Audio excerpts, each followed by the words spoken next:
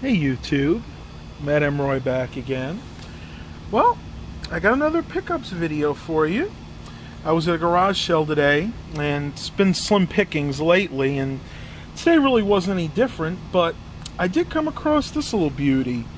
This is a Coleman lantern, and what's special about this is this actually uses not propane, but the same Coleman white gas that the Coleman stoves use.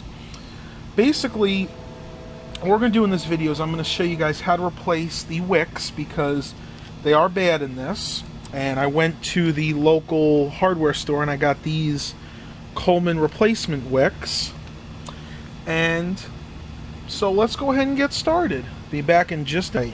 Now the first thing we need to do to take this apart is remove this little nut up here. I already started it and it was a little hard to move because, let's face it, this has definitely been out of the elements for a while. So you want to take a pair of pliers, grip it, hold the rest of the lantern, and then just turn. And you want to do that a few times until it's loose enough. You can go ahead and remove it with your hand. Voila! Alright, now that I've removed the nut, I can go ahead and remove this top piece here, which actually houses the filaments. As you can see, and don't do it that way. You got to watch because there is a little nut here that sits right on top and helps make a better seal. So just be careful when removing that. Okay, now, very next thing we want to do is very carefully pull up on the glass. And it comes out just like that. And now we have the wicks exposed. As you can see, one is totally broken. The other one is very brittle. You can see I just broke it by touching it. And there was the rest of that wick. So what I'm going to do is go ahead and pull these off. And again, these are so old, they're literally disintegrating in my hands. As you can see, it basically turns to a powder after a while. Go ahead and remove these.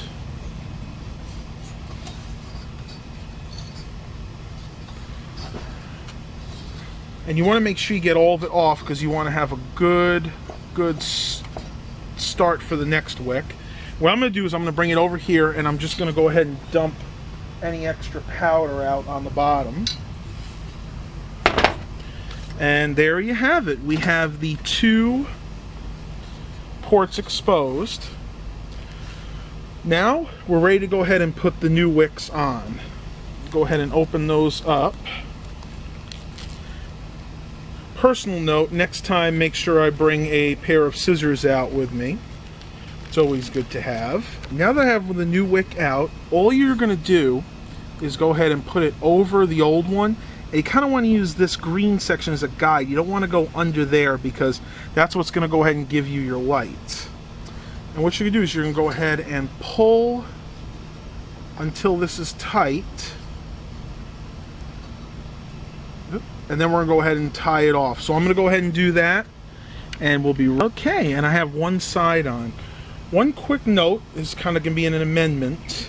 If you have big fingers or thick fingers like me, what you might want to do is go ahead and put the knot in first and then go ahead and stick the bag or the wick on.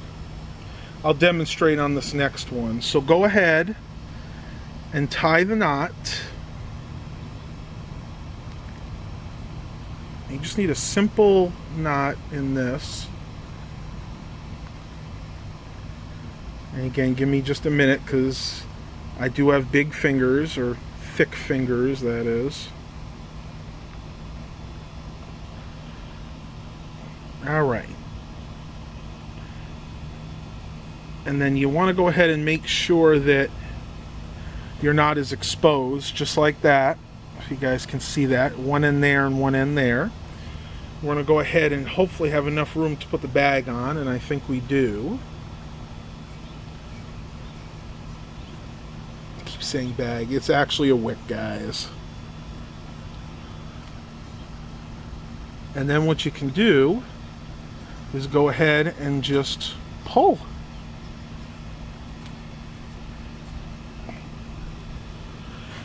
And there you go. We have our 2 Coleman wicks, new wicks installed. Now the last thing I have to do is go ahead and cut these off with just a pair of scissors, which I don't have outside with me right now, so I'll be back in just a moment. Right, so I've trimmed the cords back on the wicks. So now we're ready to go ahead and put this beast back together. Firstly, we go ahead and put the glass surround back in, making sure it's fairly even. Then we go ahead, put the lid on top. This might take a little bit of fiddling, so don't rush it. Put the washer that came off back on the top. And lastly, the nut. Now, in this case, because my top is a little bit rusted, I'm not going to put this on, I'm only putting this on finger tight, which should be more than enough. And what you want to do is you want to make sure that the washer is the right way, because let's face it, this has been on there for many years, and this washer, I don't know if you guys can see that, has been kind of warped in one direction. So I'm going to make sure that it's on the same way that I took it off, and then I'm going to go ahead and tighten the nut back up.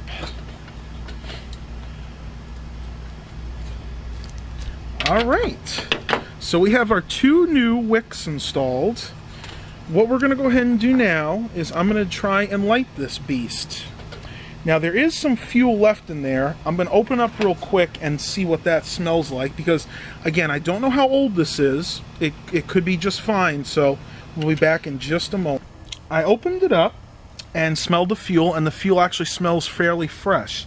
And it's about a quarter of the way full, so we'll go ahead and give this a try. Now to start one of these is very similar to the Coleman stoves. You have to go ahead and use this. You turn this to the left, releasing the valve. You want to make sure you put your finger over this little hole here when you're pumping, because that's going to go ahead and give you pressure. And we'll go ahead and pump it up and see if we get any pressure. Now again, I don't know if the seal in this is in good shape. Generally I would check that, but I figured let's just go for broke, see if we get anything out of this. And generally you're going to need to pump this about 30, maybe 40 times or more, depending on how much fuel is in there. Remember, the less fuel, the more you have to pump, because it needs to build up that air pressure so it can push the fuel through. And I definitely feel some pressure building up in here. Alright. We got a good amount of pressure in there right now. So I'm going to go ahead and twist this to the right, which is making sure everything is sealed, because again, this is a pressurized system. Go ahead and turn the valve. And I do hear something. We'll go ahead and insert the lighter into the port and go for broke.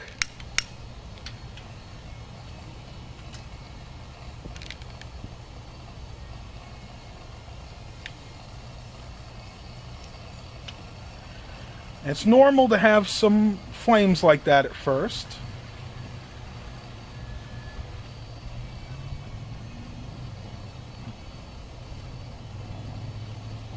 Okay.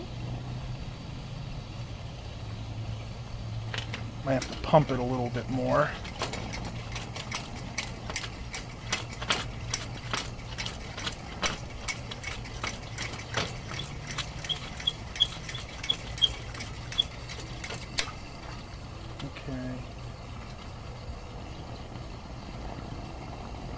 Okay, that is definitely not normal, so we obviously have some issues going on with this, so give me a few minutes and we'll... Okay guys, I did a little research and it looks like I was turning the valve a little too much, so let's give this a try once more. Just give it a quarter turn. And there we go! And take a look at that, guys!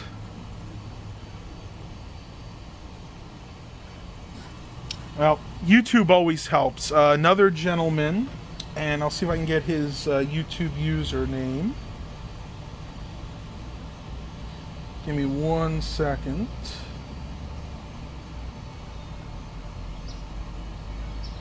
We'll go ahead and let that heat up a little bit.